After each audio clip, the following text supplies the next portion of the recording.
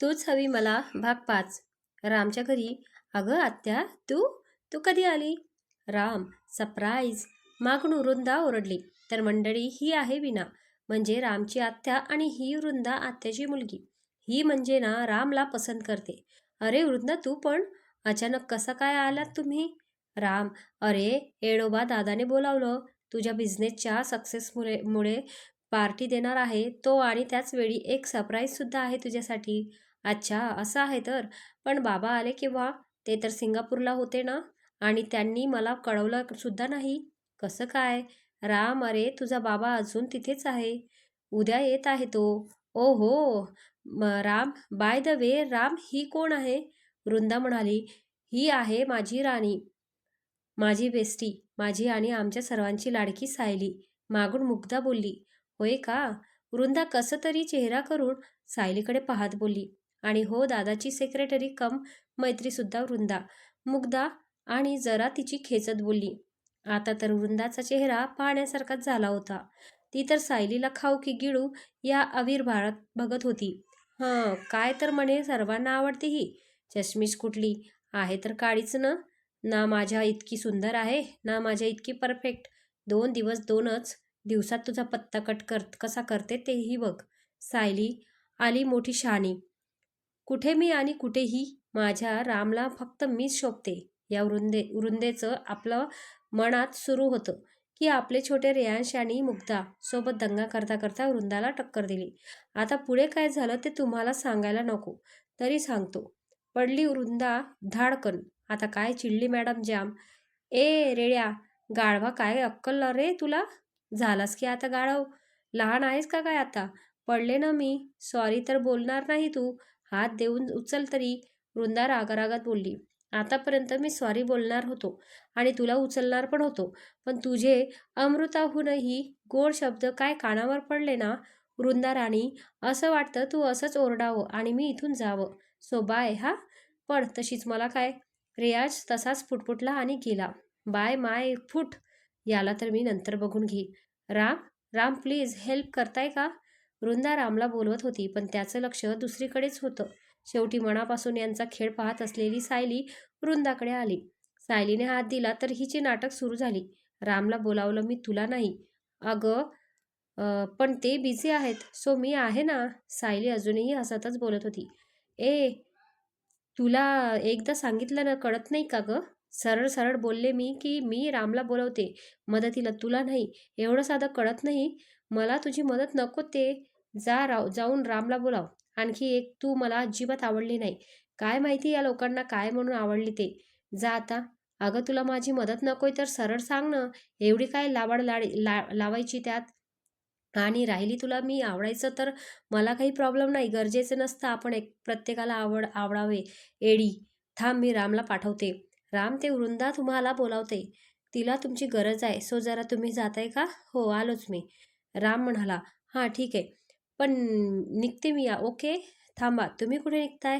मी येतोय तुम्हाला सोडवायला. ओके. राम, मुग्धा, मी आलोच सायलीना सोडून. येतो घरी.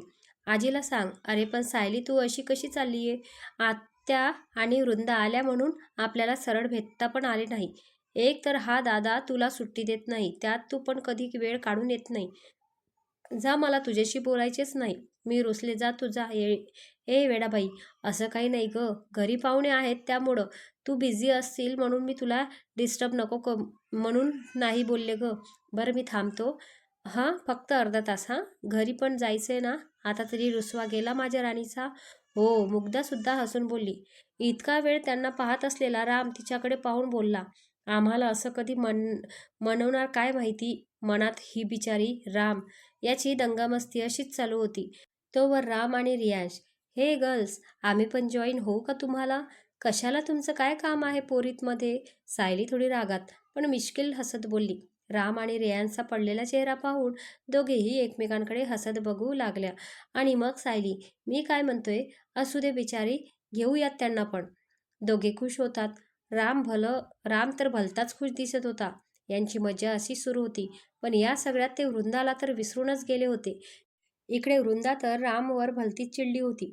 रागातच ती रामकडे आली. Ram, how dare you? काय हे? मी तुला बोलावले होते ना. तू आला का नाही? का तू काय मिस युनिव्हर्स आहेस का?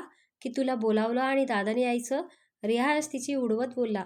आता तर तिचा पारा आणखीनच चढला. यांची भांडण सुरू होती. तोवर राम तिच्याकडे दुर्लक्ष करून सायलीला सोडायला गेला. राम गाडीमध्ये, "सायली, तुम्ही माझ्या आयुष्यात खूप इम्पॉर्टंट आहात. त्यामुळे मला एक प्रॉमिस करा." "आणि ते काय?" "सायली, किती काही झाले तरी आपली मैत्री नाही तोडायची." "राम, ही पण काही सांगायची गोष्ट आहे का?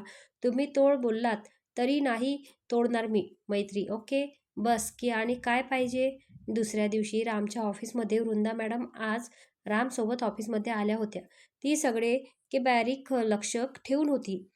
तोवर बोललीच, "राम, ती तुझी सो कोल्ड सेक्रेटरी कुठे आहे?" "काय बोललीस तू? परत बोल." "हां, त्याचं नाव सायली आहे आणि त्या माझ्या मैत्रीण आहेत, समजलं? सो पुन्हा त्यांच्याबद्दल बोलताना जरा विचार करूनच बोलायचं, समजलं?" "राम, आता त्या सेक्रेटरीसाठी तू मला असं बोलतोयस? तिची तर will you please shut up." Ram भलता चिडला तिच्यावर. "आत्ताच्या आता जा इथून आणि जर पुन्हा तू त्यांना काही बोललं तर माझ्या इतकं वाईट कोणी नाही, कळलं? जा आता इथून." हे सगळे सायलीने ऐकलं. तोवर वृंदा तिला, "आलीस काय? आज तुझ्यामुळे रामने मला इथून जायला लावलं ना. नाही तुला रामच्या लाईफमधून हकलवलं तर नावाची वृंदा नाही." सायली अजूनही चुपच होती आणि हसत होती. "As you are wish." काही लोकांच्या मनाला आणि स्वभावाला बदलता येत नाही. "बाय, भेटू पुन्हा." सायली हसत तिला बोलली. ही मात्र रागारागात तिथून निघून गेली. "राम, राम." सायली रामला बोलवतच त्याच्या कॅबिनमध्ये आली. "राम, तुम्ही वृंदाला ओरडलाय? नको हवं होतं. ती अपसेट झाली ना." राम अजूनही रागातच होता. "सायली, तुम्हाला काही माहिती नाही, सो तुम्ही शांत बसा.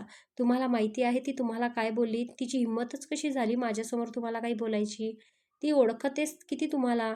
"राम, आधी शांत व्हा तुम्ही. आणि राहिला वृंदाचा प्रश्न, तर मला सगळं माहिती आहे. ती कालच बोलली मला आणि त्यात वाईट वाटायचं किंवा राग येण्याचं काही कारण नाही. कारण जर एखाद्या व्यक्तीला आपण आवडत नाही यात चिडायचंच का? तिला जे वाटले तेच ती स्पष्ट बोलली. आणि तुम्हाला असं का वाटते की मी सगळ्यांना आवडावी? गरजेचं नाही. तुम्हाला जे आवडतं ते प्रत्येकाला आवडावे." "राम, तुम्हाला समजतंय मी काय बोलतीये?" सायली रामला अगदी प्रेमाने समजावून सांगत होती. "सायली, ती तुम्हाला एवढं बोलली तरी तुम्हाला काही वाटलं नाही? जरा पण वाईट नाही वाटलं किंवा राग आला नाही?" राम तिच्याकडे प्रश्नार्थक नजरेने पाहत बोलला. "अजिबात नाही. उलट चांगले वाटले की तिने तिला जे वाटले ते स्पष्ट बोलली. चला ठीक आहे, तर मग कामाला लागूया." "ओ मिस्टर, काय काम आधी पनिशमेंट, मग काम." सायली मिश्किल हसत तसंच तोऱ्यात बोलली. "आता कसली पनिशमेंट?" "राम, उठा बसा. चला." बिचारा राम काय करणार, ऐकायला तर पाहिजे. झाला सुरू इकडे वृंदा रागात समजतो काय स्वतःला? मला मला ओरडलाय? मी कोण आहे हे माहीत असताना सुद्धा त्या सो कोल्ड सायलीमुळे, आणि म्हणे सो कोल्ड नाही आहे ती. तिला तर मी आज ना उद्यापासून तिची वाट कशी लावते ना बघ. सायली, आजपासून तुझे वाईट दिवस सुरू." वृंदा मिश्किल हसत बोलली. "तोपर्यंत दारात नॉक मबीजी आहेत का? म्हणजे तसं काही असेल तर आम्ही नंतर येतो." बाहेर उभ्या असलेल्या मुग्धा आणि सिवन्या बोलल्या. "नाही, असं काही नाही आहे गं, बोल ना." "वृंदा, ते जरा लग्नाच्या तयारीबद्दल बोलत होतं आम्ही दोघी. म्हटलं तुझ्या चॉईसने करू शॉपिंग आणि आजच्या पार्टीची अरेंजमेंटसुद्धा करायची आहे. मग येतेस ना तू आमच्यासोबत?" "सॉरी मुग्धा, पण मी नाही येऊ शकत. ते काय आहे ना, की हे सगळं मला नाही जमणार अरेंजमेंट वगैरे. त्यामुळे तुम्ही करा ते." "अगं मुग्धे, तिला काय विचारतीये? हे सगळं तिला जमायचं नाही. मी काय म्हणतोय, तू न सायलीला बोलावून घे. तिची चॉईस एक नंबर आहे आणि या सगळ्या गोष्टीत ती एक्सपर्ट पण आहे." मागून रियाज तिची उडवत बोलला. "Will you please shut up Riya." "ती मूर्ख सायली, मला तिच्याशी अजिबात कंपेअर करायचे नाही, समजलं? माझ्या दिवसाच्या खर्च इतकं पण पगार नसेल तिला आणि तिच्याशी कंपेअर करतोय मला." "ओय हॅलो, झालं तुझं बोलून? आत्ता यापुढे एक शब्द बोललीस ना, विसरून जाईन कोण आहेस तू, समजलं?" ते तिघंही एका सुरात बोलले. वृंदाला तर काय करायचे आणि काय नको काही एक समजत नव्हते. ती मात्र आता चुपचाप उभी होती. मनात, "आत्ता असा कट रचते ना की मज्जा बघा आता. त्या सायलीला तर इथून कल्टी मारायला लावणारच आहे, पण तुम्हाला सुद्धा इथून गायब करते." "हॅलो." फोनवरील व्यक्ती, "तुला सांगितलंय ना फोन करायचा नाही." "माझं मी करेन, मग कशाला केला?"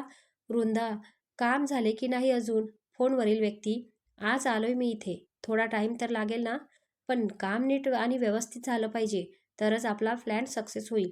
हो, मी आहे त्यासाठी तू काळजी नको करू. ठेव आता फोन. तुझं काम नंतर.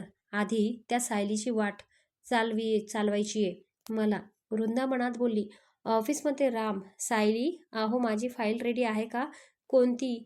सायली, वर्मा कन्स्ट्रक्शनची आज सबमिशन आहे माहिती ती ना. राम, अरे बाबा सर विसरले मी. सायली मुद्दाम त्याची खेचत बोलली. हे काय सायली, तुम्हाला माहीत आहे it is very very impossible day and deal for me.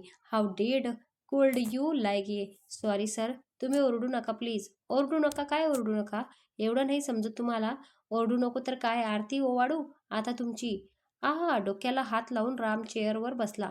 आता आता काय झालं? काही नाही राम, स्वप्न तुटली.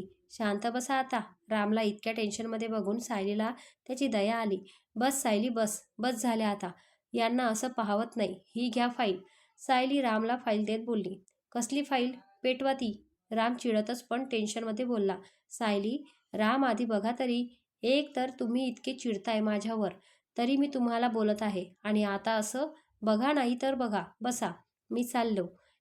Hello, mister Ram Deshmukh. मी अमोल नाईक.